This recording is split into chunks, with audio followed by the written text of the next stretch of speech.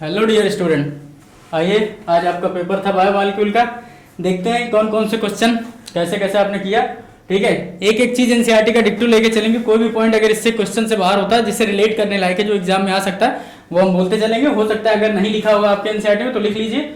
NCERT में तो सब कुछ लिखा होगा, आपके नोट्स में आपको याद नहीं तो लिख लेना। ठीक है, read the following statement and choose the correct option. ठीक, करेक्ट ऑप्शन बताना है। Adenosine, guanosine, thymidine, uridine, cytidine कह रहा है नाइट्रोजनस बेस होते हैं। ठीक है, ये क्या कह रहा है? Adenosine, guanosine, thymidine, uridine, cytidine, ये क्या है? न्यूक्लियोसाइड है बच्चा।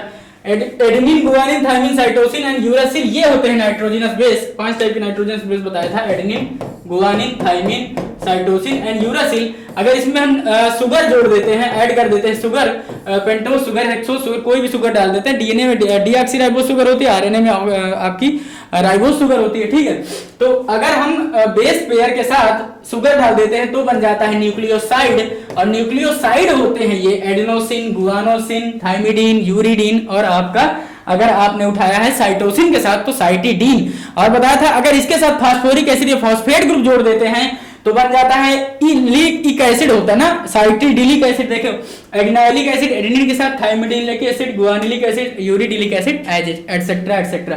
तो ये क्या हो जाते हैं? न्यूक्लियोटाइड्स बन जाते हैं। तो ये पहला स्टेटमेंट तो इन्होंने गलत कर दिया। ये कह रहे हैं भैया ये नाइट्रोजनस बेस है ना, नाइट्रोजनस बेस नहीं, न्यूक्लियोसाइड है। पहला गलत हो गया।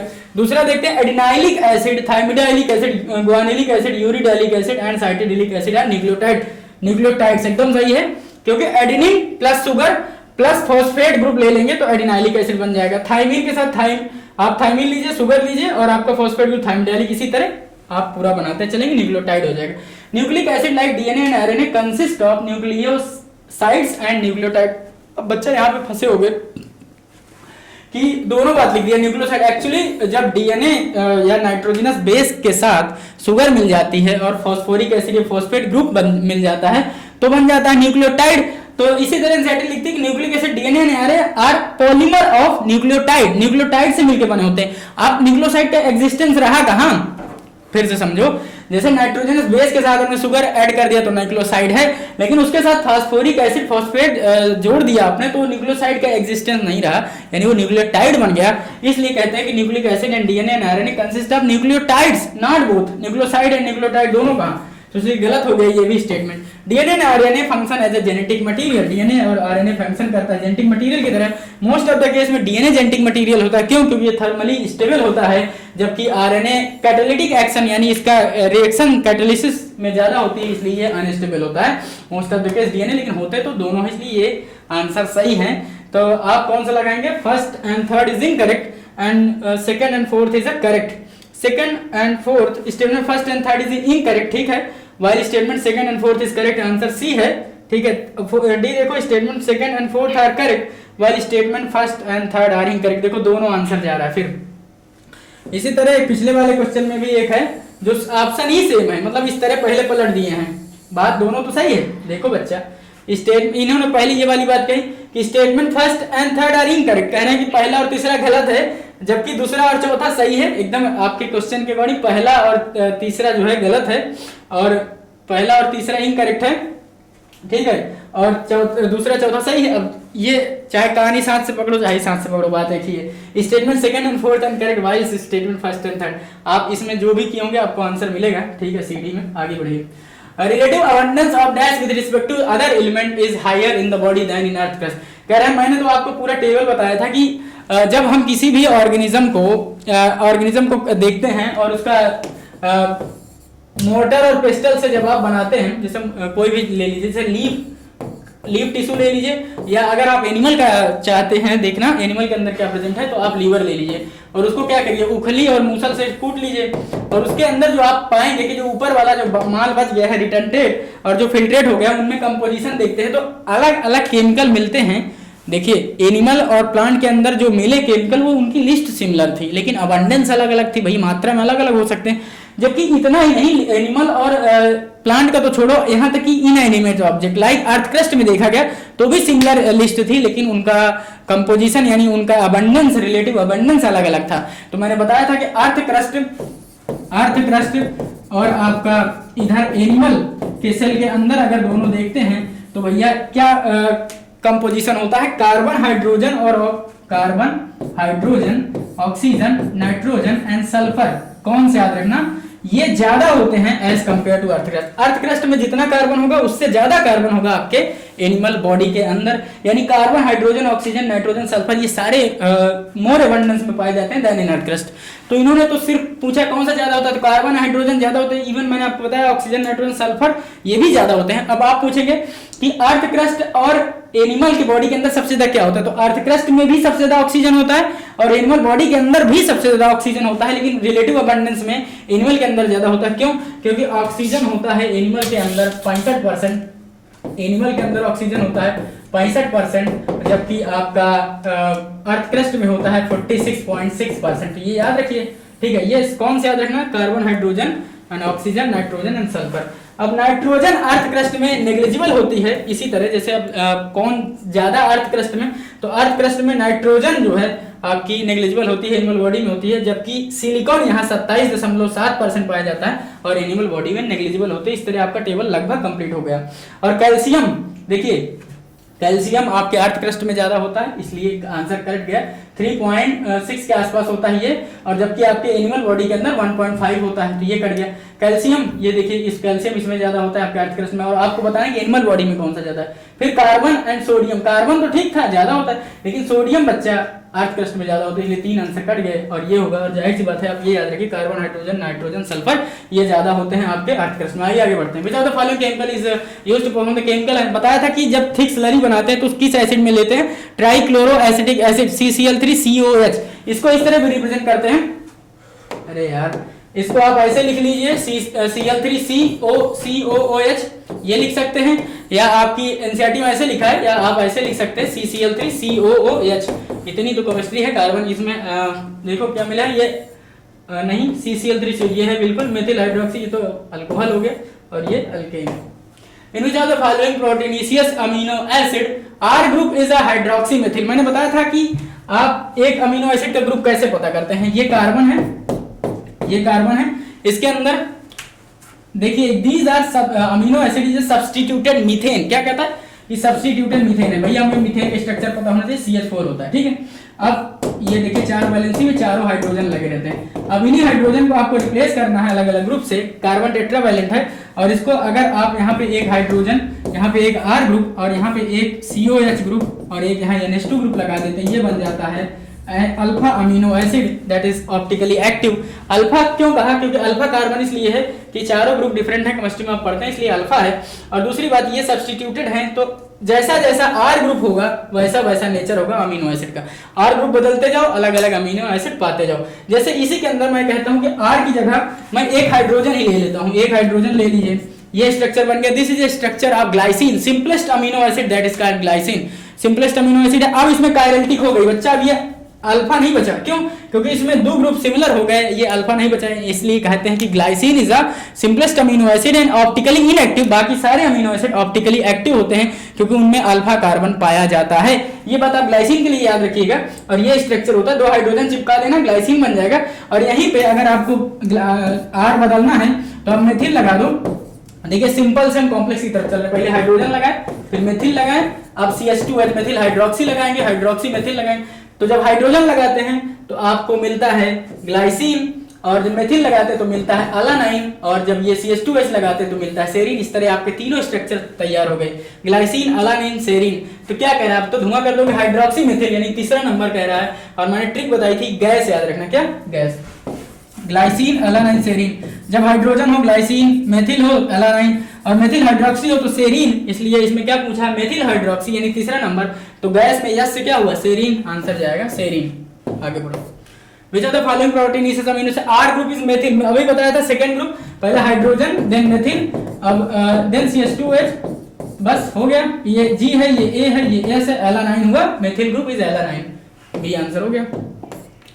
Chemical and physical properties amino acid essentially depend on, amino group पर भी डिपेंड करती है बच्चा, और कार्बोक्सिल ग्रुप पर भी, R फंक्शनल ग्रुप पर, जैसा सारे ग्रुप पर ये डिपेंड करता है इसका chemical and physical property.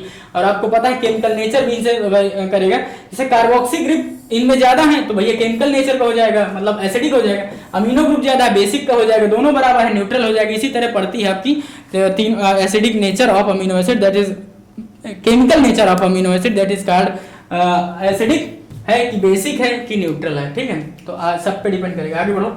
Assertion hydrolysis of starch into glucose is an organic chemical reaction. जाहिर सी बात है अगर स्टार्च का हाइड्रोलिसिस करेंगे, starch is a polymer and glucose is a monomer, यानी अगर कोई भी पॉलीमर तोड़ेंगे तो वो अपने मोनोमर में टूट जाता है। जाहिर सी बात है जैसे आप बिल्डिंग तोड़ते हैं तो बिल्डिंग की एक यूनिट क्या है, आपका ईंट है तो एक ईंट आपको मिलेगी। इसी तरह स्टार्च को तोड़ते तो अल्फा ग्लूकोज मिलता है, ठीक है। Bonds are broken. जाहिर सी बात है किसी भी केमिकल सब्सटेंस के अंदर अगर तोड़ेंगे तो बॉन्ड टूटेंगे, न्यू बॉन्ड बनेंगे during the transformation of starch into glucose.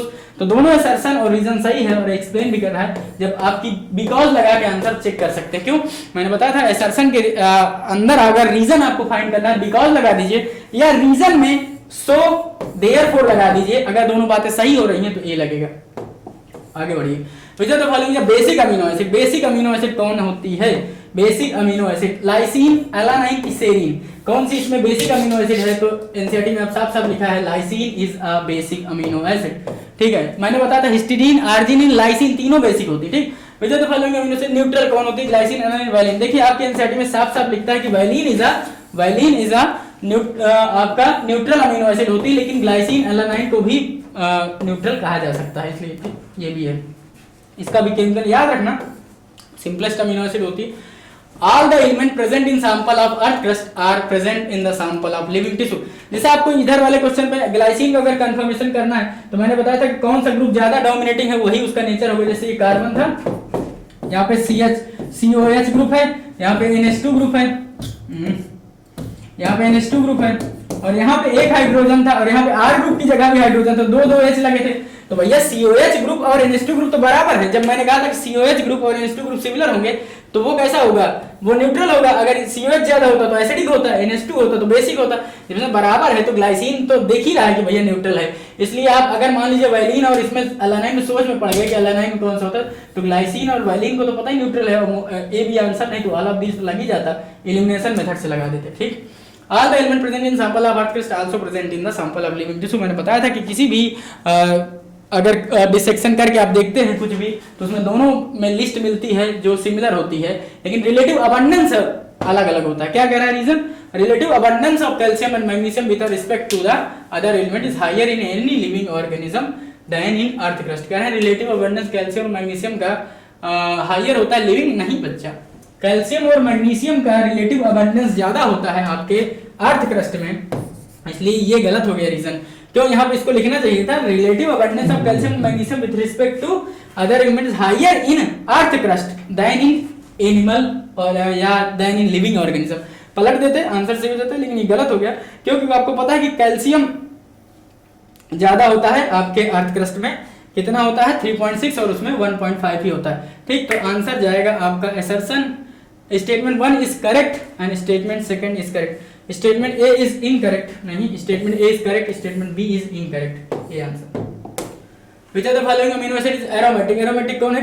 TTP याद रखा था, टीटीपी, टायरोसिन, ट्रिप्टोफैन, फेनिलैलानाइड, तीनों नाम लिखे हैं। आगे बढ़ो, जो क्वेश्चन जल्दी होना है उसको जल्दी करो। Total number of carbon atom found in arachidonic acid. Arachidonic acid में कितना पाया जाएगा बच्चा? तो 20 पाए जाते हैं।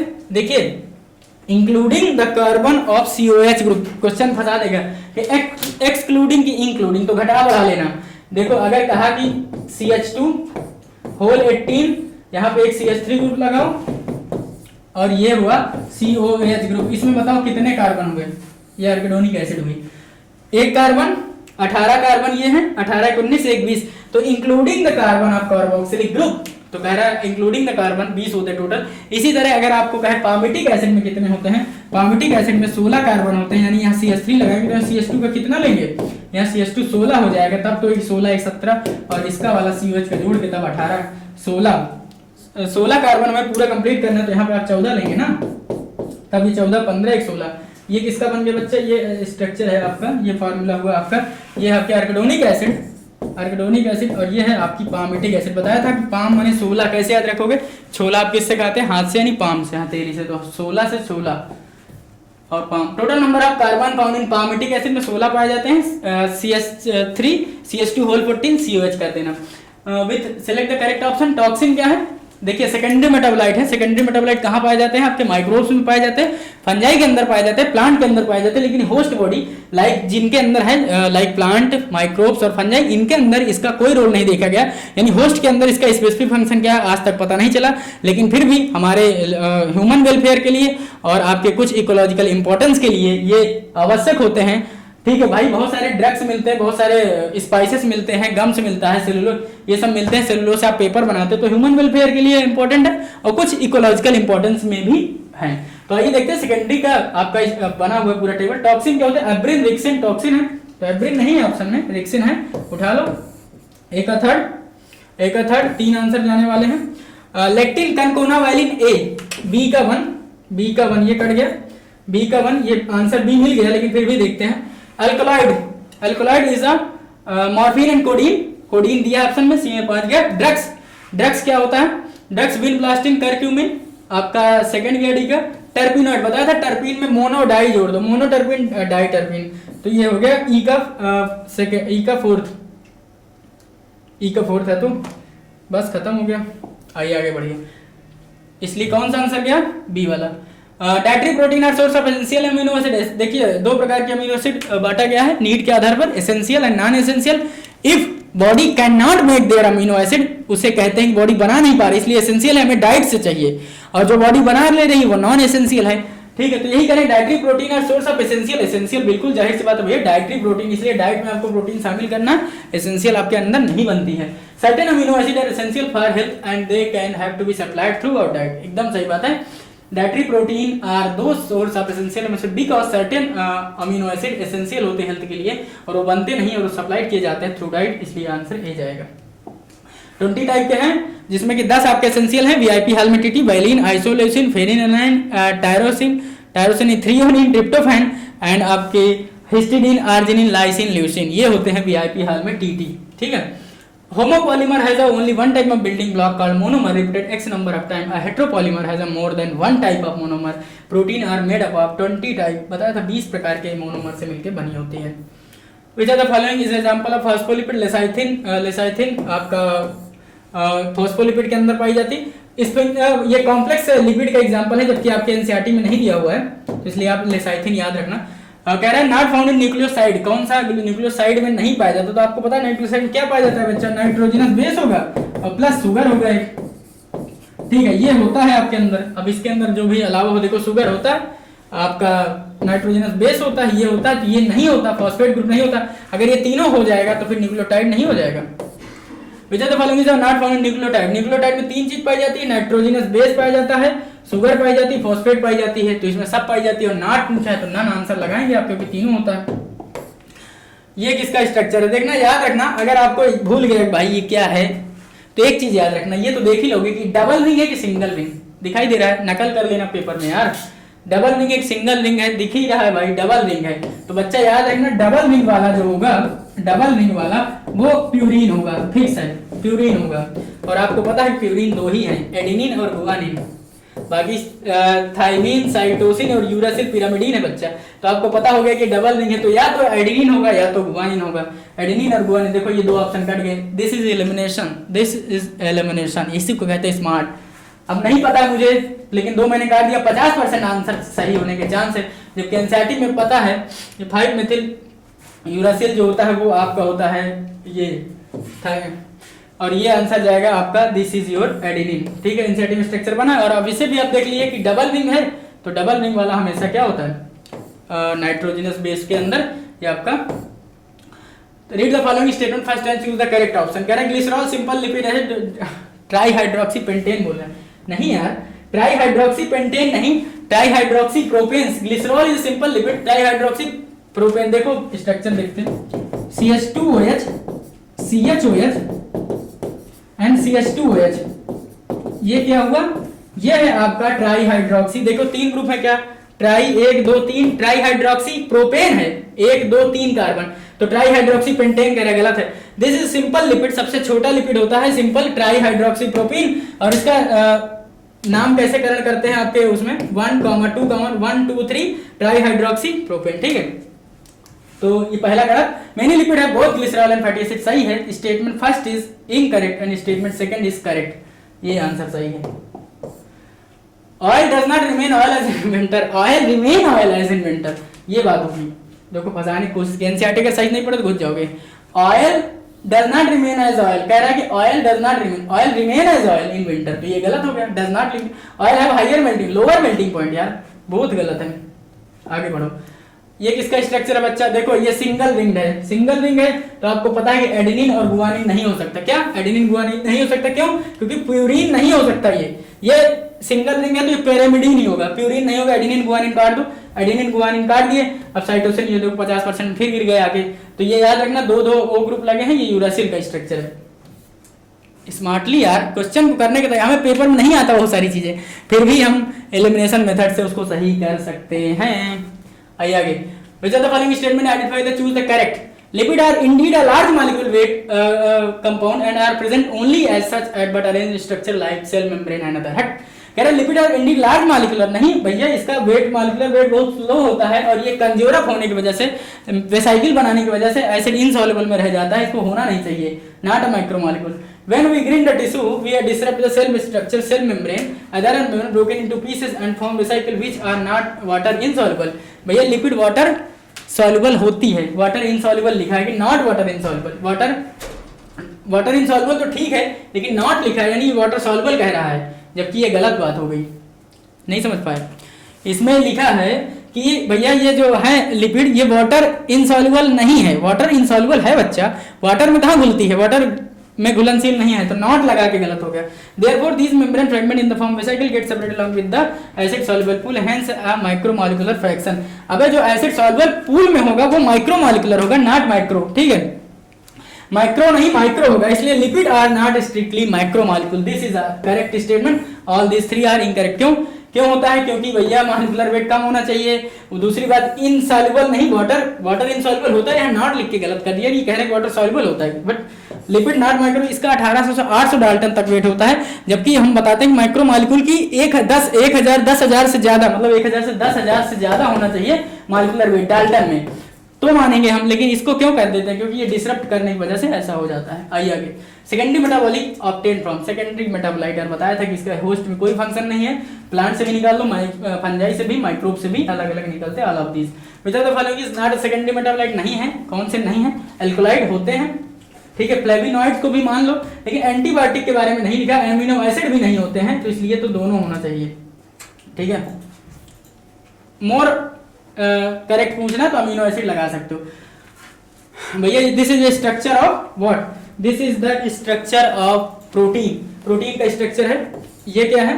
देखिए ये प्राइमरी स्ट्रक्चर दिखा रहा है, लेकिन सेकेंडरी स्ट्रक्चर डी वाला दिखा है। देखो जैसे जैसे स्ट्रक्चर बढ़ता है वैसे वैसे कॉम्प्लेक्सिटी बढ़ती है। स्ट्रिंग ऑफ बना रहता है, स्ट्रिंग ऑफ अमीनो एसिड से जो मिलके बना होता है, तो वो कहते हैं कि भैया प्राइमरी स्ट्रक्चर है, और जो उससे थोड़ा कॉम्प्लेक्स है वो सेकेंडरी स्ट्रक्चर। इसमें दो प्रकार के होते हैं सेकेंडरी में, अल्फा हेलिक्स और बीटा प्लीटेड सीट। तो अल्फा हेलिक्स का यहाँ पर डायग्राम नहीं बना, this is a structure of beta pleated sheet. Beta pleated किसमें आता है? सेकेंडरी में, तो उठा लो, this is primary, this is secondary, और ये वाला है टर्सरी, जो बायोलॉजिकल इंपॉर्टेंस में सबसे इंपॉर्टेंट है, क्वाटरनरी ये है, यानी ये आपका हीमोग्लोबिन वगैरह में पाया जा रहा है। तो कह रहे हैं ए क्या है आपका? प्राइमरी स्ट्रक्चर है। बी क्या है? आइए देखते हैं ऐसा कोई आंसर है। बी इज ए क्वाटरनरी, एकदम सही है। डी इज ए सेकेंडरी, देखो डी में लिखा क्या? सेकेंडरी। सेकेंडरी में बीटा प्लीटेड है, फिर भी सेकेंडरी तो वही है। सी नंबर पे टर्सरी स्ट्रक्चर है, सी कहाँ? सी, ये टर्सरी, ठीक है, लिख दिया। और ये आपका और कौन सा बचा? अब ए नंबर प्राइमरी है, तो आंसर आपका बी सही है। आगे बढ़ जाइए और ऑप्शन मैच कर लेना, थोड़ा टाइम कम है। Which of the following phospholipid found in cell membrane? पे लिसाइथिन बताया था कि पाया जाता है आपके सेल मेम्ब्रेन के अंदर। कह रहा है कि कहानी पढ़ लो यार, इसमें तो मुझे एक लास्ट ऑप्शन, कुछ भी नहीं पढ़ो, लास्ट में पढ़ लो, मिल जाएगा answer. When one add a phosphate group, जब कोई फॉस्फेट ग्रुप ऐड कर देता है न्यूक्लियोसाइड के अंदर, तो हमें क्या मिलता है? बताया था न्यूक्लियोटाइड मिलता है। आगे बढ़ो, पढ़ लेना यार, थोड़ा टाइम कम है। When we chemical composition of living tissue abundance point of view arrange them in a class wise, we observe that क्या सबसे ज्यादा होता है आपके बॉडी के अंदर? अगर केमिकल की बात करें, वाटर, प्रोटीन, कार्बोहाइड्रेट, लिपिड, सबसे ज्यादा क्या होता है बॉडी के अंदर आपके? बताएं। वाटर ज्यादा होता है, प्रोटीन होता है, कार्बोहाइड्रेट की लिपिड? बताओ। वाटर सबसे ज्यादा होता है बच्चा, 70 से 90% आपकी बॉडी वाटर से मिलकर बनी होती है, इसलिए आंसर ए जाएगा। लेकिन अभी मैं इसको फंसा सकता था, बहुत सिंपल क्वेश्चन हो गया। पूछता है इसमें कि in a chemical composition living tissue the abundance point of view arrange the class wise we observe that most abundant, यहाँ केमिकल हटा के हम कर देते ऑर्गेनिक कंपाउंड। अब मोस्ट ऑफ द बच्चा यहाँ बड़ा बार पूछता है मोस्ट अबंडेंट, भैया वाटर होता है 70 से 90, वाटर होता है 70 से 90। अबे यार ऑर्गेनिक पूछा, ध्यान रखना ऑर्गेनिक अगर पूछ देगा तो सबसे ज्यादा होता है आपका प्रोटीन, ठीक है, न्यूक्लिक एसिड 5 से 7, तो इसलिए आंसर बदल जाता है, लेकिन चलो कोई नहीं, आप केमिकल बोला है तो लिख दो। अन अमीनो एसिड एम्फोटेरिक, जाहिर सी बात है एम्फोटेरिक दोनों पाए जाते हैं, plus minus, when amino acid dissolved in water it is in solution is a ड्यूटर ion, इसीलिए ये क्या होता है एम्फोटेरिक। इसमें प्लस माइनस दोनों होता है। जब CO ग्रुप, जैसे NH2 ग्रुप से आप NH3 एक H प्लस यहाँ लगा देते हैं, NH3 प्लस हो जाता है और CO नेगेटिव हो जाता है, और ये एक हाइड्रोजन और यहाँ एक R ग्रुप होता है। तो ये कैसे एग्जिस्ट करता है आपके ड्यूटर आयन फॉर्म, यानी plus minus both are present in amino acid. Which of the following is the most abundant protein in animal world? Animal world में सबसे ज्यादा मोस्ट अबंडेंट प्रोटीन होती है कोलेजन। अब सिविल लेवल में बहुत सारे सवाल ऐसे आते हैं, यूपीएससी में और आपके पीसीएस वगैरह जब आप पेपर देंगे तो इस तरह के सवाल बहुत आते हैं, तुम लोग तो ऐसे धुआं कर दोगे। अरे अभी बीपीएससी 68वां बीपीएससी का पेपर हुआ था, 68th बीपीएससी, उसमें से सिंपल आया था, पूछ रहा था कि बताइए लाइकेन के अंदर कौन दो कंपोनेंट होते हैं, दो पार्टनर क्या है, एल्गी फंजाई, एल्गी वायरस, ऐसे ऑप्शन दिए थे, तो कोई भी लगा देता है यार एल्गी और फंजाई। तो ये सारे क्वेश्चन इस तरह अब याद है ना, मोस्ट अबंडेंट प्रोटीन होती है कोलेजन। लेकिन अगर यही भी क्वेश्चन पूछता है most of the abundant protein in the whole biosphere, या एनिमल वर्ल्ड हटा के होल बायोस्फीयर अगर कर देता, तो होल बायोस्फीयर में आपको पता है कौन सी होती है, वो होती है रूबिस्को। क्या रूबिस्को यहाँ लिखा तो है, ये लिखा है रूबिस्को। तो ribulose bisphosphate carboxylase oxygenase it having both binding property, carbon और CO2 और ऑक्सीजन दोनों से बाइंडिंग प्रॉपर्टी होती है, इसलिए इसका नाम पड़ता है रूबिस्को। और मैंने इसको फोटोसिंथेसिस में पढ़ा है अच्छे से। तो आप पूरे वर्ल्ड में भैया सबसे ज्यादा प्लांट वगैरह की प्लांट बॉडी बहुत ज्यादा होती है, इसलिए आप याद रखना प्लांट होल बायोस्फीयर में रूबिस्को, और एनिमल बॉडी के अंदर कोलेजन आपका फाइबर और मैट्रिक्स बनाता है, इसलिए मोस्ट अबंडेंट एनिमल वर्ल्ड में कोलेजन। आगे बढ़ो। In the form of compound which are the following not found in living organism, कौन सा नहीं पाया जाता? तो जब आप उसमें टेबल पढ़ते हैं तो उसमें पढ़ते हैं कि 27.7% सिलिकॉन पाया जाता है अर्थ क्रस्ट के अंदर, जबकि नेग्लिजिबल होता है किसमें, आपके एनिमल बॉडी के अंदर। तो silicon is negligible. Amino acid name sugar both of amino group और carboxy group in the structure the amino acid which is an amino acid, कौन सा है? अबे glycine amino acid, formic acid एक organic acid है, glycerol is a simple lipid and cyto, कहां गया सवाल, पलट गया। एंड फेनिल ग्लाइकोलिक एसिड, ये भी फिनॉल ऑर्गेनिक कंपाउंड है। ग्लाइसिन इज अमीनो एसिड, ठीक है। होमोजेनिसी कह रहे हैं व्हेन अ होमोजेनस एनिटिसो in an acid the acid soluble pool represent, क्या बताया था कल कि ये तो लोग भूल याद रखते हैं कि कौन सा एसिड सॉल्युबल है कौन सा इनसॉल्युबल, उसकी क्या क्या प्रॉपर्टी, लेकिन ये भूल जाते हैं किसका कंपोनेंट। बच्चा जो साइटोप्लाज्म का कंपोजिशन होता है वो होता है आपका एसिड सॉल्युबल वाला मैटर, और जो cytoplasm plus organelle, specially organelle जो होते हैं उसका कंपोनेंट होता है इनऑर्गेनिक में। तो इसलिए आंसर सी जाएगा। Amino acid can be essential और नॉन एसेंशियल, ठीक है। Essential amino acid those which our body can make, अबे गलत। Essential amino acid which body can not make, can not synthesize, while we get it from amino acid through our diet और food. भैया बात तो सही है, लेकिन ये कह रहे हैं कि essential amino acid those which our body can make, नहीं can not make, while we get non essential, उल्टा कर दिया है। एसेंशियल अमीनो एसिड बॉडी नहीं बना सकती, यानी एसेंशियल अमीनो एसिड को डाइट से लेना पड़ेगा, और नॉन एसेंशियल बॉडी बनाती, इसलिए उसे लेने की जरूरत नहीं है। तो amino acid essential non essential होती है। एसेंशियल में कौन कौन सी थी बताया था, एक बार फिर से देख लो। वीआईपी हाल में टीटी, फिर से लिख लो यहाँ पे वीआईपी हाल, HALL है यहाँ, हाल में टीटी, हाल में हो गया लफड़ा, यानी हिस्टिडीन और आर्जिनिन ये कैसे होते हैं, सेमी एसेंशियल होते हैं, प्रेग्नेंट लेडी और चिल्ड्रन के लिए होते हैं, बाकी एडल्ट में चल जाएगा काम, लेकिन फिर भी आपको इतना अंदर का ज्ञान नहीं लेना, ये याद रखना। 10 एसेंशियल अमीनो एसिड, देखो 10 कंप्लीट हो गए, 1 2 3 4 5, इसमें 2 है, 5 2 7 8 9 10। वाइलिन, आइसोलेसिन, फेनिन, एनानिन, histidine, arginine, leucine, lysine, methionine, threonine and tyrosine. Tryptophan नहीं है, ट्रिप्टोफैन नहीं है, टी से याद रखना, टी से आप फंस जाते हो। टायरोसिन, ट्रिप्टोफैन, थ्रियोनिन, 3 है, तो लगता है जो 2 टी है उसमें एक ट्रिप्टोफैन भी नहीं, थ्रियोनिन एंड टायरोसिन, बार बार बता रहा हूं, टायरोसिन एंड थ्रियोनिन, ठीक। तो statement first is correct, second is incorrect. आगे बढ़ जाओ। Living organism exist in equilibrium state, अबे इक्विलिब्रियम स्टेट में अगर लिविंग आदमी चला गया तो उसकी डेथ हो गई, यानी वो ओम शांति पहुंच गए परमात्मा के पास। Living organism does not exist in equilibrium state. आप एफर्ट वर्क, कोई भी आप फिजिक्स में पढ़ते हैं कि any system which are in equilibrium can not perform work. जो भी अगर सिस्टम इक्विलिब्रियम में गया वो वर्क परफॉर्म ही नहीं करेगा। यानी ह्यूमन बॉडी को इस तरह आप एनर्जी इनपुट करके अपना मेटाबॉलिज्म चला के आप उसको बनाते हैं भैया वो इक्विलिब्रियम में ना जाए। Living organism exist in non equilibrium steady state, ठीक है। As living organism work continuously they can not afford to reach equilibrium. बात लिखता है लिविंग ऑर्गेनिज्म क्यों वर्क करता है कि वो अफोर्ड ना करे क्या इक्विलिब्रियम, ताकि वो मरे ना। इसीलिए आप कहते हो ना कि बहुत समस्या भाई समस्या नहीं होगी तो जीवन खत्म हो जाएगा उसी दिन, ठीक है। यही से समझ लो इक्विलिब्रियम से, ठीक है। तो पहला भी गलत है और दूसरा भी गलत है, डी आंसर होगा। Amino acid under certain condition भी में बहुत पॉजिटिव नेगेटिव चार्ज, ठीक है। ज्यूटर आयनिक फॉर्म कहते हैं इसे। आगे बढ़ो, जहां टाइम देने वाला है वहां।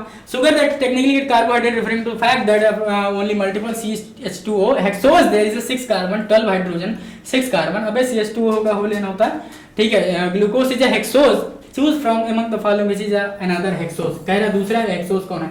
फ्रुक्टोज, पेंटोज होता है, इरिथ्रोज, रिबुलोज और राइबोज। तो आपका इरिथ्रोज भी होता है आपका हेक्सोज शुगर, जबकि फ्रुक्टोज तो पेंटोज शुगर होती है, ठीक है। Read the following statement regarding the acid insoluble pool and identify which statements are correct. All those compounds found in the acid soluble pool have molecular weight ranging from 8 to 18 Dalton. कह रहे हैं all those compound which acid soluble pool have molecular weight कितना होता है? 8 से 18 से 800 Dalton होता है। पहले गलत, 8 to 8000 लिखा है। Acid insoluble fraction has only 4 type of organic compound: protein, nucleic acid, polysaccharide and lipids। सही है। These classes of compound have molecular weight in the range of 10 lakh। नहीं यार, तो बी आंसर सही, बाकी सब गलत है, करेक्ट पूछा है। आइए पढ़िए, ये क्या दे रहे हैं? सोडियम 0.2% पाया जाता है, 8/4। ये लो, एक ही आंसर मिल गया। मैग्नीशियम पाया जाता है आपका 0.1। कैल्शियम पाया जाता है, मैंने बताया था कैल्शियम 1.5 पाया जाता है। तो देखो सी का 5वां है, सी का 5वां, इसमें सी में आपकी ये 2 आंसर चले जाते हैं, लेकिन फिर भी आपका सी आंसर होगा। आगे बढ़ो, डी का देख लो। Nitrogen second, nitrogen 3.3, human body के अंदर नाइट्रोजन 3 और अर्थ क्रस्ट में नेग्लिजिबल। सल्फर कितना होता है? सल्फर कितना होता है आपका? 0.3% हो गया। आगे बढ़ जाओ, सी आंसर है। Lipid are generally water insoluble, ठीक है। They could be simple fatty acid as a carboxyl attached to the R group। The R group could be methyl, ethyl और अदर। पामिटिक एसिड 19 कार्बन बता रहे भाई साहब। Palmitic के पास 16 होता है, बताया था। छोला किससे खाओगे? हथेली से, पाम से। आर्किडोनिक के पास कितने होता है? 20 होता है। तो ये गलत है, 5वां 6वां। पूछे क्या थे? इनकरेक्ट। तो 2 इनकरेक्ट है, बाकी सही है, ए आंसर होगा। बाकी सब सही है। वाटर इनसॉल्युबल होता है, सिंपल फैटी एसिड भी हो सकता है। इसके पास R ग्रुप होता है, R ग्रुप मेथिल, एथिल कुछ भी हो सकता है। R is a alkyl group, that is variable group. और ग्रुप बदल दो और अमीनो एसिड बदल जाएगी। मॉर्फिन, कोडीन, सेलुलोज, फला में आपको बताना है how many of this are not secondary metabolite. कहें इसमें से कौन सा सेकेंडरी मेटाबोलाइट नहीं है, ठीक है, ध्यान देना। नॉट सेकेंडरी पूछा है। मॉर्फिन होता है, मॉर्फिन कोडीन सेकेंडरी होता है, तो ये नहीं लेंगे। कोडीन भी, सेलुलोज भी होता है पॉलीमेरिक में। विटामिन से नहीं होता बच्चा, ये उठा लो। रबर होता है, करक्यूमिन होता है, एसेंशियल ऑयल होता है। एंटीबायोटिक्स में लफड़ा है, ये उठा लो। कैरोटीनॉइड, अमीनो एसिड नहीं होता भाई। Scent, gum, spices, how many of these are not secondary metabolite. इसके हिसाब से तो 3 आंसर जाएंगे। लेकिन अगर एंटीबायोटिक को छोड़ देते हैं, एंटीबायोटिक का फंक्शन हमें नोन है भाई, तो 3 होगा। आगे बढ़ो। Molecular weight of lipid do not exist exceed कितना नहीं का भाई? 18 से 800 डाल्टन तक होता है। तो नॉट एक्सीड 800 डाल्टन के पार जाता ही नहीं। फिर भी क्यों इसे इनसॉल्वेंट में रखते हैं? क्योंकि ये वेसाइकल लाइक स्ट्रक्चर में बन जाता है और एसिड में घुलता ही नहीं, यानी एसिड इनसॉल्युबल पूल में रह जाता है, यानी ऊपर रह जाता है, यानी रिटेंटेट में रह जाता है। Monoglyceride, di and tri are lipid, ठीक है। These are also called fats and oil based on carbon नहीं, based on melting point. Based on melting point carbon dash double bond के हिसाब से तो नेचर डिसाइड होगा भैया। नेचर क्यों, कैसे? अगर ये कार्बन डबल बॉन्ड है, कार्बन ट्रिपल बॉन्ड है, तो unsaturated fatty acid, UEFA unsaturated fatty acid है। और अगर सफा या सेफे अगर सैचुरेटेड है तो सिंगल बॉन्ड होगा, अनसैचुरेटेड में डबल और ट्रिपल बॉन्ड होगा। तो इसके बेस पर तो ये बताया नहीं गया, ये तो मेल्टिंग के पॉइंट के आधार पर बताया गया कि ऑयल है कि फैट है जो। तो ए सही है लेकिन बी गलत है। Statement A is correct, B is incorrect, ठीक है। क्यों गलत है बता दिया। It is said that chemical composition inanimate earth crust के अंदर सिमिलर होते हैं आपके एनिमेट, मतलब एनिमल और दोनों सिमिलर होते हैं। Choose the correct option. कह रहे लिविंग ऑर्गेनिज्म मोर गोल्ड। अबे लिविंग ऑर्गेनिज्म गोल्ड कब से इकट्ठा होने लगा? ऐसा हो तो आदमी मार के आदमी से गोल्ड निकाल ले, आजकल दुनिया ऐसी। हटो, ये गलत है। लिविंग ऑर्गेनिज्म है मोर सोडियम नहीं, इन्हें देखो इन एनिमेट का मतलब होता है कि अर्थ नॉन लिविंग, और नॉन लिविंग का मतलब यहाँ पे अर्थ क्रस्ट से है। तो लिविंग ऑर्गेनिज्म मोर सोडियम नहीं, अर्थ क्रस्ट में सोडियम ज्यादा होता है। Living organism more carbon oxygen hydrogen per unit mass than, बिल्कुल सही बात। मैंने बताया था CHON carbon hydrogen oxygen nitrogen sulphur ये सब ज्यादा होते हैं अर्थ क्रस्ट से। लिविंग ऑर्गेनिज्म में मोर कैल्शियम नहीं, कैल्शियम ज्यादा होता है 3.6 होता है आपका किसमें, अर्थ क्रस्ट में, इसलिए C answer. In nucleic acid the bond between phosphate and hydroxy group sugar, sugar के अंदर तो ग्लाइकोसिडिक बॉन्ड होता है भाई, ग्लाइकोस मतलब शुगर होता है। एलिमिनेशन ऑफ वाटर से बनता है, डिहाइड्रेशन से बनता है, सब बनते हैं डिहाइड्रेशन से। Which of the following found by carboxyl group of one amino acid react with NH2 group of another amino acid? Elimination of water यार, वाटर बना और अमीनो एसिड की बात चल रही थी, पेप्टाइड बॉन्ड होगा। कल मैंने आपको करके दिखाया था, आपके रिवीजन क्लास में सारी चीजें बताई हैं। अगर आप नहीं देख पाते तो कोई बात नहीं, यहाँ देख लो। ये कार्बन एक हम उठाते हैं उसका, यहाँ उठा लो COH, एक ये है आपका NH2 और ये आपका है हाइड्रोजन, यहाँ पे R ग्रुप। इसी तरह अनदर उठा लो आपका अमीनो एसिड कार्बन, यहाँ पे मैं NH2 को खोल के लिखूंगा ऐसे NHN लिख, अबे NH2 तो हुआ, NH लिख सकते हैं, NH2 हो गया तो HNH, ये NH2 लिख गया, NH2 हो गया, ठीक है। आइए आगे बढ़िए। कार्बन COH इधर हो गया, अब इधर एक हाइड्रोजन लगा दो, ऊपर ही हाइड्रोजन लगा दो, इधर R ले लो, ठीक। अब ये क्या करिए, देखिए ये तैयार हो गया माल आपका। Oxygen hydroxy group of one amino acid react with hydrogen of another NH2 group, NH2 group से इसका हाइड्रोक्सी का OH होगा। अभी क्या बन गया, ये OH और H मिलके H2O बन गया ना, H2O। इसी तरह एलिमिनेशन हो जाता है वाटर का, elimination of water take place and the bond form that is called CONH bond. और CONH बॉन्ड को कहते हैं कि भैया पेप्टाइड बॉन्ड बन गया, बाकी सारे ग्रुप ऐसे लगे रहेंगे और साथ में COH बन गया, यानी पेप्टाइड बॉन्ड बन गया। तो this is called NH2 group by removal of one, elimination of water, दिखा दिया बना के, ऐसे ही होता है। This is a peptide bond. आगे बढ़ जाओ। The bond form by dehydration, glycosidic phosphodiester peptide, सभी बताया था अभी कि सारे हमें बॉन्ड ग्लाइकोसिडिक और फॉस्फो सब डिहाइड्रेशन से ही मिलके बनते हैं। Based on the nature of R group there are 20 amino acid, nature के हिसाब से नहीं, those which occur in protein only 10 type, 20 type के होते हैं। बोथ स्टेटमेंट इनकरेक्ट है। मेन लिपिड है both glycerol and fatty acid, ठीक है। रीजन क्या है, here the fatty acid be esterified with glycerol, ठीक है। मेन लिपिड दोनों हो सकता है, तो एसर्शन रीजन सही है और ग्लिसरॉल सिस्टिफाइड है, इसलिए रीजन भी एक्सप्लेन कर रहा है। विच bond is found between two carbon atom of adjacent monosaccharide, monosaccharide के अंदर कौन सा बॉन्ड होता है भाई, ग्लाइकोसिडिक बॉन्ड, सैकरान मतलब शुगर, ठीक है। The bond between the phosphate and hydroxy group of sugar of the succeeding nucleotide, nucleic acid के अंदर जो बनता है वो फास्फोडाइस्टर बॉन्ड होता है। ऐसा स्टर लिखा है नाम से, स्टर यार नकल भी कर नहीं पाते, phosphodiester bond, B answer. There is more than dozen of DNA, कह रहे अल्फाबेट के अकॉर्डिंग दर्जनों हमें DNA मिलते हैं, लेकिन मोस्ट स्टडी मोस्ट कॉमन जो है वाटसन क्रिक मॉडल ने जो यूज किया वो BDNA होता है, BDNA याद रखना, B model BDNA। Which of the following statement regarding enzyme action and identify which one is correct, correct कौन सा सही है। Each substrate has an enzyme E, ठीक है, binding site in molecule so that highly reactive enzyme substrate complex is produced. This complex is long lived and dissociate into product P and unchanged enzyme with an intermediate formation which enzyme product complex EP. The activity of enzyme can be affected by change in the condition which can alter the primary structure of the नहीं tertiary structure को करता है भाई, गलत है। The activity of enzyme can be affected by temperature, pH, change in substrate concentration or binding specific chemical that regulate the activity. Activity of enzyme can be affected by temperature, ठीक है, pH से भी change in substrate concentration binding specific chemical that regulate the activity, तो D तो सही है।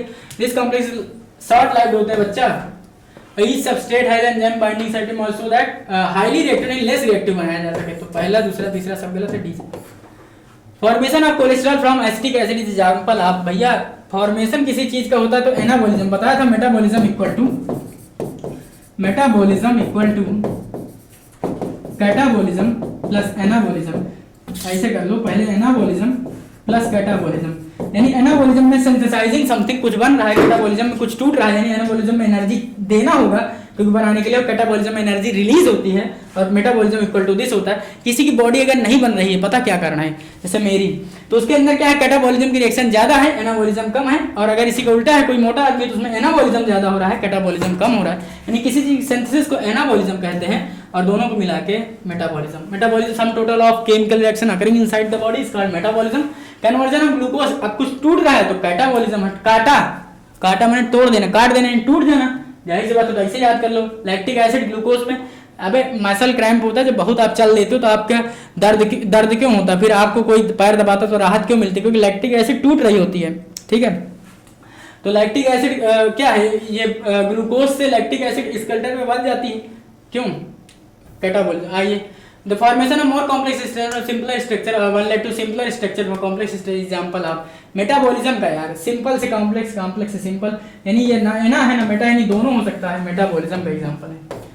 Most important form of energy currency, अब ATP adenosine triphosphate ही most important currency होती है, जबकि एटीपी टूटता है आपका एडीपी और इनऑर्गेनिक फॉस्फेट पीआई जिसमें लिखा रहता है। गुआनोसिन जीटीपी मिलती है आपको क्रेब्स साइकिल में, लेकिन ये करेंसी नहीं है। प्रोटीन इज अ होमोपॉलीमर ना, साफ मना किया है, एनसीईआरटी माता ने साफ मना किया है कि protein is a heteropolymer not homopolymer, ठीक है। There are 20 type of amino acid, alanine, cytosine, proline, tryptophan, lysine etcetera, ठीक है। 20 प्रकार के अमीनो एसिड होते हैं, मान लिया तुम्हारी बात, लेकिन असर्शन तो गलत कर दी है। Statement 1 is incorrect, statement 1 is incorrect and statement 2 is correct, B answer. Most important fact of biological system, all living organism exist non equilibrium steady state, क्या नॉन इक्विलिब्रियम, इसको अफोर्ड करके आप लाते हैं भैया, एनर्जी देते हैं, non equilibrium steady state, non equilibrium steady state, तो आंसर जाएगा स्टेडी स्टेट, क्योंकि यहाँ इक्विलिब्रियम लिखा, नॉन होना चाहिए डान, ठीक है। Which of the following statement is not correct for living state? All living organisms work continuously, इसलिए वर्क करते हैं कि they cannot afford to reach equilibrium. Living process is constant effort to maintain equilibrium. Living process क्या है, constant effort है, maintain equilibrium, नहीं equilibrium नहीं आना चाहिए। Metabolism provide a mechanical mechanism for production of energy, ठीक है, मेटाबॉलिज्म से ही मिलती, सही है स्टेटमेंट, ये भी सही है, ये भी सही है।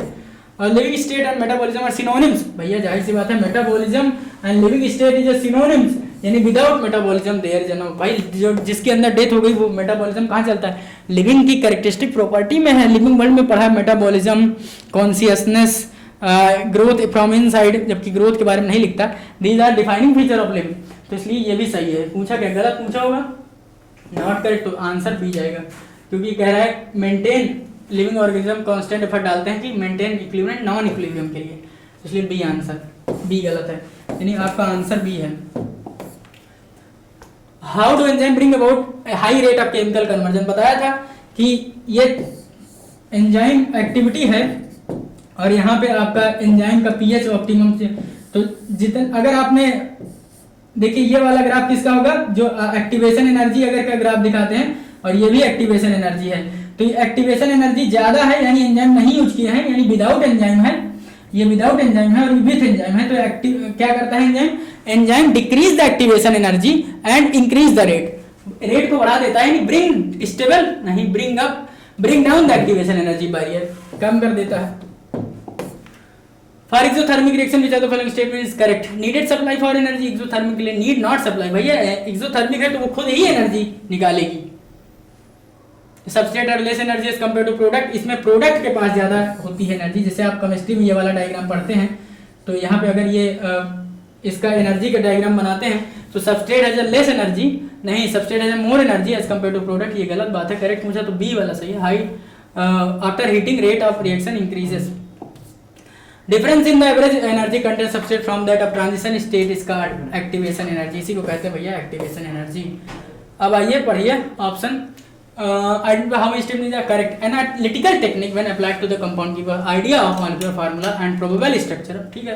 all the carbon compound that we get from living tissue can be called biomolecule, however living organism have also got कुछ ना कुछ inorganic होते हैं, ठीक है। one weight a small amount of living tissue say a leaf or a liver is called weight, ठीक है, wait ही मिलता है पहले हमें, हम उसको अगर ड्राई करके अगर वाटर को इवेपोरेट कर देंगे तो ड्राई वेट मिल जाएगा, one weight small amount living tissue dry weighted, all the water evaporate the remaining material, dry weight बनता है, जो ड्राई वेट ही लेंगे, मोस्ट एक्यूरेट मेजरमेंट आपका ड्राई वेट देगा, क्यों भैया उसके अंदर पानी तो अच्छे से पता ही नहीं चलेगा।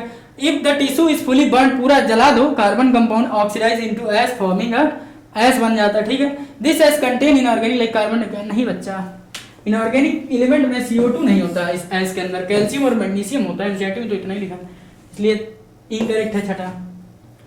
Inorganic constitute sulphate phosphate etcetera not present in the acid soluble pool.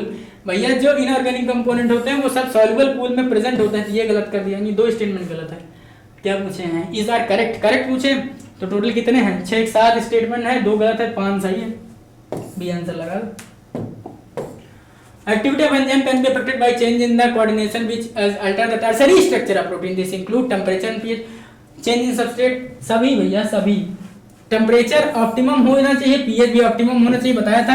ये अगर ये एंजाइमेटिक एक्टिविटी है और ये आपका पीएच हो या टेम्परेचर हो, दोनों का ग्राफ ऐसे बनाया जाता है, यानी ऑप्टिमम पीएच और ऑप्टिमम टेम्परेचर पर भी आपके ऑर्गेनिक वाले एंजाइम वर्क करते हैं, जबकि इनऑर्गेनिक हाई पीएच पर भी कर सकते हैं। और ऑर्गेनिक में भी एक केस है जो हाई पीएच हाई टेम्परेचर पर वर्क करते हैं, जो थर्मो एसिडोफाइल्स है, जो हाई पीएच हाई टेम्परेचर में रहते हैं, उनकी बॉडी वैसे अबे पढ़ाया था आपके उसमें बायोलॉजिकल क्लासिफिकेशन में कि ऐसी भी जगह है जहाँ पे सरवाइव नहीं कर सकता ऑर्गेनिज्म, लेकिन फिर भी पाए जाते हैं हार्श हैबिटेट में आपके बैक्टीरिया वगैरह, तो उनकी बॉडी में हाई टेम्परेचर पे वर्क करते हैं, नॉर्मल बात चल रही।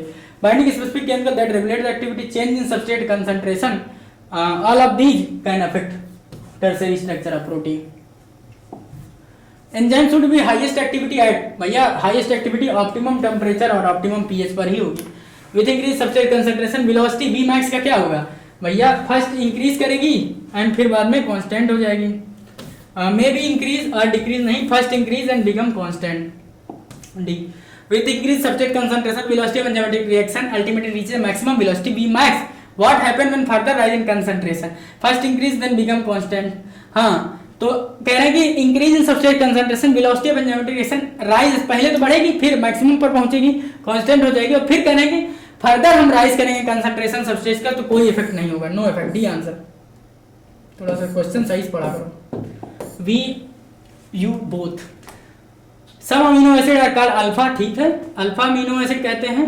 Amino acid are organic compound contain amino group and acidic group and substitute on the same carbon, alpha carbon, ठीक है। कह रहे हैं अल्फा अमीनो एसिड क्यों कहते हैं बच्चा, अल्फा बताया था कि चारों कार्बन के अराउंड चारों ग्रुप डिफरेंट होते हैं, हाइड्रोजन COH ग्रुप और R ग्रुप और आपके H2 group. Amino acid organic compound contain amino group and acidic same कहते हैं अल्फा कार्बन, ठीक है, दोनों सही बात लिख रहे हो। ग्लाइसिन छोड़ देना यार, वहां अल्फा नहीं होता। कह रहा है कि inhibitor closely resemble with substrate in molecular weight in activity of enzyme, this is known as a competitive inhibition. अगर कह रहे हैं जैसे मान लेते हैं ये है आपका कोई सबस्ट्रेट की फिट होने की जगह, और सबस्ट्रेट का शेप भी अगर ऐसा है, और अगर उसी तरह का कोई भी अगर कॉम्पिटिटिव इनहिबिटर का शेप है, वो आके पहले बाइंड करे, नहीं उसकी बाइंडिंग साइट को इफेक्ट कर देगा, कॉम्पिटिटिव इनहिबिशन दे देगा, ठीक है। माइलोनेट वाला एग्जांपल है, आप याद रखना। Which are the following enzyme responsible for catalysing the interconversion optical geometrical, भैया ऑप्टिकल ज्योमेट्रिकल ये क्या है, आइसोमेरेज, आइसोमेर 6 से जो सब क्लासेस थी आप बताया था, सब क्लासेस के अंदर तो अलग अलग पाए जाते हैं ना आपके, आइसोमेरेज, लाइगेजेस, हाइड्रोलेजेस, ये सब है। तो ज्योमेट्रिकल पोजिशनल तो साफ साफ आइसोमेरेज आप तुरंत देख के लगा दोगे।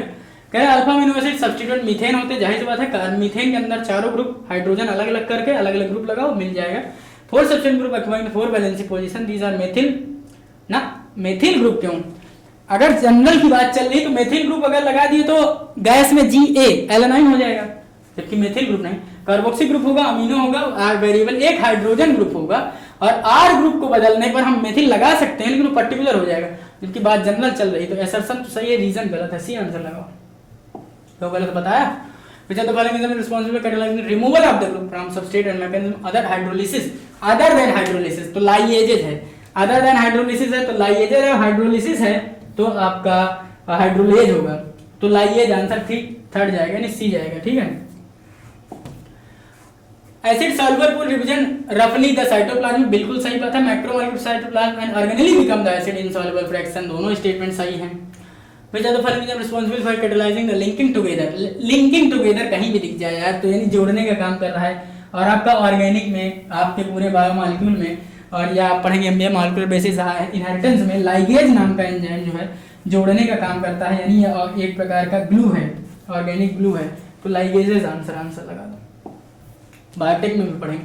Due to close structure similarity with substrate the inhibitor compete with the substrate and binding site of enzyme. What happen when inhibitor added to in medium? Substrate cannot bind, enzyme action decline, binding the inhibitor with enzyme shift, set off enzyme activity, all of them. Bind नहीं करेगा, enzymic action भी घट जाएगा और वो सट of भी कर देगा। नहीं, सारे आंसर सही हैं, all of these answer. Inhibition succinic dehydrogenase malonate से malonate bind with succinic dehydrogenase enzyme. Malonate can not, malonate bind with succinate, malonate bind with succinic dehydrogenase enzyme. Succinate के साथ बाइंड करेगा, यानी बी आंसर जाएगा। Enzyme are composed of one of several polypeptide chain. However, there is a number of cases in non-protein substituent bound to the enzyme. In this protein portion किसे क्या कहते हैं? Protein portion को हम apo enzyme कहते हैं भैया। होलो enzyme equal to, देखो याद रखना, होलो एंजाइम इक्वल टू बताया था रिवीजन में, होलो एंजाइम इक्वल टू इस टाइप का क्वेश्चन आने के बहुत चांसेस हैं, क्योंकि ये वाले एंजाइमेटिक के इस वाले पोर्शन से आप क्वेश्चन पूछने लगा है 17-18 के बाद से। Holo enzyme equal to apo enzyme plus cofactor. Cofactor में 3 चीज पढ़ाई थी। कोफैक्टर में प्रोस्थेटिक ग्रुप और कोएंजाइम और एक metal ion. Prosthetic group, coenzyme, metal ion, ये होते हैं कोफैक्टर, ठीक है। This is a proteinaceous part, this is non proteinaceous part. दोनों जरूरी होते हैं आपके एक कंप्लीट एक्टिविटी यानी बेस्ट एफिशिएंसी देने के किसी enzyme. Holo enzyme apo enzyme plus coenzyme. Cofactor, cofactor के अंदर 3 कंपोनेंट है, प्रोस्थेटिक ग्रुप, कोएंजाइम और मेटल आयन। अब प्रोस्थेटिक ग्रुप के बारे में सुनो। Prosthetic group is a organic compound which tightly bound to apo enzyme. Apo enzyme से टाइटली बाउंड होगा।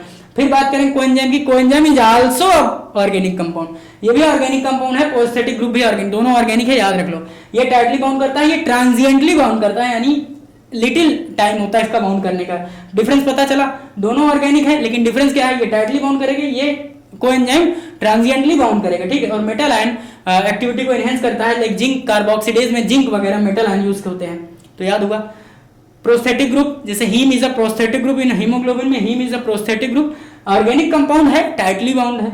कोएंजाइम ऑर्गेनिक कंपाउंड है लेकिन ट्रांजिएंटली बाउंड है, और मेटल आयन इनहेंस करने के लिए एक्टिविटी जिंक वगैरह यूज होते हैं मेटल आयन की तरह। ये पूरे कोफैक्टर में, और अपो एंजाइम प्रोटीनिशियस पार्ट है and cofactor is a non proteinaceous part. Confirm हुआ दोनों, और सब मिला के होलो एंजाइम कहेंगे। तो क्या पूछ रहे हैं भैया भाई साहब आपसे, इन दिस प्रोटीन पोर्शन का है अपो एंजाइम, आंसर लगा दो अपो एंजाइम। आगे बढ़ो, कह रहे हैं वाटर कितना, 70 से 90, 70 से 90, एक का फोर्थ, 4 ऑप्शन जा रहा है भाई। प्रोटीन 10 से 15, बी का सेकंड। कार्बोहाइड्रेट 3 होता है, 5, ठीक है। लिपिड होता है 2, और आयन होता है 1, आयन नहीं लिखा, न्यूक्लिक एसिड 5 से 7 होता है, थर्ड। ये आंसर सी जाएगा, सारे सही हैं। आयन का लिख लो, आयन 1 होता है, इसमें आयन एब्सेंट है, 1 होता है। आई से आयन, आई से 1 लिखा। प्रोटीन इज अ पॉलीपेप्टाइड, ठीक है। They can be linear chain of amino acid linked by peptide ester bond, linear हो सकते हैं। प्रोटीन पॉलीपेप्टाइड होते हैं, दोनों स्टेटमेंट सही है, लीनियर हो सकते हैं, बहुत स्टेटमेंट करेक्ट है। In solution of different pH structure of amino acid changes as per a particular property of amino acid ionizable NH2 group only, ना only नहीं भैया, NH2 ग्रुप से दोनों आयनाइजेबल नेचर होता है, तभी तो हमें पता चलता है कौन एसिडिक है, कौन सा बेसिक है, कौन सा न्यूट्रल है भाई। एसर्शन तो ए तो सही है और सी गलत है, तो सी आंसर लगा, रीजन गलत है।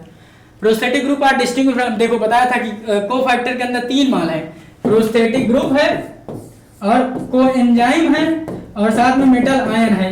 जबकि प्रोस्थेटिक ग्रुप टाइटली बाउंड होता है, लूजली बाउंड नहीं, टाइटली बाउंड होता है कोएंजाइम से, ठीक है। Associate with coenzyme, not only transient. ये किसका है, कोएंजाइम का काम है।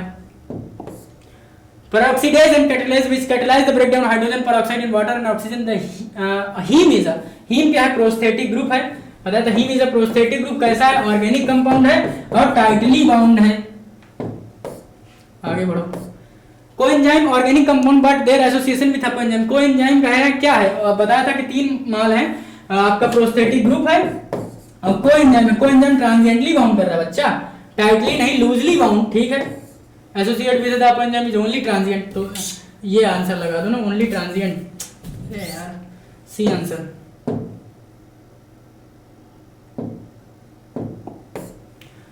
Essential chemical component main enzyme nicotine, NADP, NAD जो होते हैं ये आपके क्या है, कोएंजाइम ही है। और इसमें क्या होता है यूज, देखो ये लिखा है एज ए कोएंजाइम, और विटामिन में नियासिन होती है, नियासिन विटामिन, शायद यही क्वेश्चन ही पूछा है, niacin which vitamin is contain, तो niacin, vitamin B complex B3 niacin होती है। Number of enzyme required B1 thiamine, B2 riboflavin, vitamin B3 vitamin B3 niacin, vitamin B5 pyridoxine, ये सब आप याद रखो, ठीक है। नंबर ऑफ एंजाइम आपके उसमें लिखा है बायोमॉलिक्यूल में, केमिस्ट्री में, एसेंशियल केमिकल कंपोनेंट, ठीक है, हो गया यार। Number of enzyme required metal for their activity, coordination bond, अरे coordination bond side chain active site and same time dash bond, वे नकल नहीं कर पा रहे थे पेपर में, कोऑर्डिनेशन बॉन्ड पूछा तो कोऑर्डिनेशन हटाओ, आंसर क्या ही सवाल है। Living organism has a number of carbon in which of the heterocyclic ring found, heterocyclic यानी double cyclic, adenine guanine uracil thymine nitrogenous base, number of carbon compound in which heterocyclic ring found है, adenine guanine cytosine uracil thymine nitrogenous base होते हैं। दोनों बात सही है लेकिन explain नहीं कर रहा मेरे हिसाब से। Living organism has a number of carbon in which heterocyclic ring can be found, पाई जा सकती, ठीक है। Adenine guanine cytosine uracil and thymine and nitrogenous base एकदम सही है।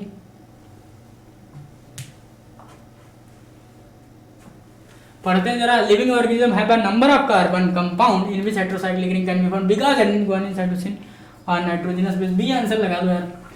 When an enzyme has a non-protein moiety along with a polypeptide chain, then the enzyme is called. When enzyme has a non-proteinous moiety, non-proteinous moiety है polyp chain, then enzyme is called. Complete enzyme को क्या कहोगे बच्चा? Complete enzyme को holo enzyme कहेंगे। Holo enzyme equal to apo enzyme plus coenzyme. तो apo enzyme जो होता है वो आपका प्रोटीनेसियस होता है, को एंजाइम जो होता है नॉन प्रोटीनेसियस पार्ट होते हैं। को एंजाइम में तीन चीज था, प्रोस्थेटिक ग्रुप, को एंजाइम और ये को फैक्टर हुआ बच्चा पूरा। Apo enzyme plus cofactor के अंदर आपका prosthetic group plus coenzyme plus metal ion, तीन चीज होती है, तो इसलिए holo enzyme. Enzyme are the composed of a several polypeptide chain, however there is a number of cases in which non proteinaceous constitute is called. Non proteinaceous बताया था, apo enzyme is a non proteinaceous part.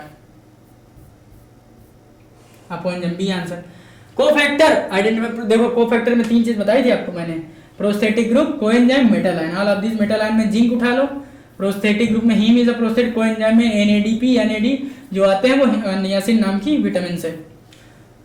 Inorganic catalysis work कैसे, high temperature ना हाँ, inorganic के लिए कह रहा हूं, ठीक है भैया, वर्क कर सकते हैं हाई टेम्परेचर पे एंड हाई प्रेशर पे। While enzyme get damage high temperature, जो हमारे ऑर्गेनिक एंजाइम है वो डैमेज हो जाते हैं। Enzyme are isolated from organism while enzyme get damage. अबे क्या लिख रहा हूँ, ये थोड़ा सा अधूरा है। व्हाइल ऑर्गेनिक एंजाइम या लिविंग ऑर्गेनिज्म के enzyme, enzyme are isolated from organism who normally under, बताया था हाई टेम्परेचर में रहते हैं, उनमें हाई टेम्परेचर भी वर्क करता है। बी लगा दो आंसर, दोनों बात सही है। First substrate bind to active site of enzyme fitting into the active site, binding of the substrate induces enzyme to alter the shape fitting more loosely around the first the substrate bind to active site, the binding of substrate induces the enzyme to alter its shape fitting more loosely, more tightly होता है भाई। the active site of the enzyme now is close proximity to substrate, break the chemical bond of substrate, new enzyme product complex बनता है, ठीक है। enzyme releases the product of the reaction and the can free enzyme is ready to bind and other molecule, ये भी सही लिखा है, free enzyme bind होता है। इनकरेक्ट पूछा तो loosely bound यानी बी वाला गलत है। If organic compound tightly bound to a enzyme, then its prosthetic group tightly bound होता है। Vitamin are essential chemical component of many, देखो बताया था किसमें, कोएंजाइम में। कौन सी विटामिन, विटामिन B3 में नियासिन थी, आपका NADP NAD coenzyme answer B answer जाएगा, ठीक है। देन एनएडी क्या भाई, एनएडीपी सब कोएंजाइम ही हैं, तीन पार्ट थे ना। With the following cofactor for proteolytic carboxypeptide के लिए कौन सा बताया था, जिंक मेटल आयन में आएगा जिंक। अब आइए सोडियम, देखो इसमें तुम्हें क्या याद है बच्चा, इसमें ऑक्सीजन याद है, ऑक्सीजन कितना होता है अर्थ क्रस्ट में 46.6% होता है, तो ले लो ई का सेकंड, ई का क्या जाने वाला है, सेकंड जाने वाला है, सारे आंसर सेकंड है, दुर्भाग्य बस आपके। कैल्शियम बताया था कितना होता है 3.6%, सी का पचवा उठा लो, सी का पचवा लो, सी का पचवा कहाँ गया, ये लो मिल गया आंसर सी। फिर मैच करते हैं हम लोग, ए का फोर्थ सोडियम का 2.8%, ठीक है भी बताया था। बी का मैग्नीशियम थर्ड, मैग्नीशियम 2.1, ठीक है। कैल्शियम पाया जाता है आपका 3.6, कार्बन होता है आपका 6, कार्बन होता है आपका डी नंबर पे 0.03 और ऑक्सीजन होता है आपका, ठीक है 46.6%। देखना सबसे ज्यादा ऑक्सीजन सबसे ज्यादा एनिमल बॉडी के अंदर, फिर कार्बन, फिर नाइट्रोजन, ओसियन, फिर उसके बाद सल्फर, फिर हाइड्रोजन। ठीक है, ये होता है आपका रिलेटिव अबंडेंस, ठीक, आपके इस एनिमल के अंदर। बाकी इसका ये वाला देख लिया आपने। इसका primary metabolite have identified function and play a role in the normal physiology, we don't and not moment, इस क्षण हमें ये नहीं पता कि क्या फंक्शन होता है सेकेंडरी मेटाबोलाइट का होस्ट ऑर्गेनिज्म के अंदर। नहीं, होस्ट ऑर्गेनिज्म मतलब जिससे निकाला जाएगा, नहीं प्लांट, माइक्रोब्स और आपकी फंजाई, इन सबसे निकालते हैं, तो इससे नहीं पता। तो कह रहे हैं ये क्या प्राइमरी मेटाबोलाइट क्या कोई हमें फंक्शन पता है, जाहिर सी पता है, नॉर्मल फिजियोलॉजी में प्लांट प्राइमरी मेटाबोलाइट होते हैं, उनका हमें आइडेंटिफाइड रोल पता है, ठीक है। और हमें सेकेंडरी का नहीं पता है, इसीलिए आज तक, जबकि ये यूज होते हैं आपके ह्यूमन वेलफेयर में और इकोलॉजिकल इंपॉर्टेंस में। तो दोनों स्टेटमेंट सही है, बहुत statement answer correct, answer C जाएगा। और भी है, खत्म हो गया क्वेश्चन, खत्म होता तो लगता है और हो, ठीक है। बाकी स्पीड थोड़ा जल्दी चलिए क्योंकि आज कारण था कुछ जल्दी है, ठीक है। तो it's all about your 100 question. मिलते हैं कल आपको सेल साइकिल का लेक्चर अपलोड मतलब रिकॉर्ड कर दिया हूँ, मिल जाएगा कल। तो कल आप सेल साइकिल पढ़िए, मिलते हैं सेल साइकिल के पेपर में, ठीक है। तब तक अपना ध्यान रखना। थैंक यू, धन्यवाद।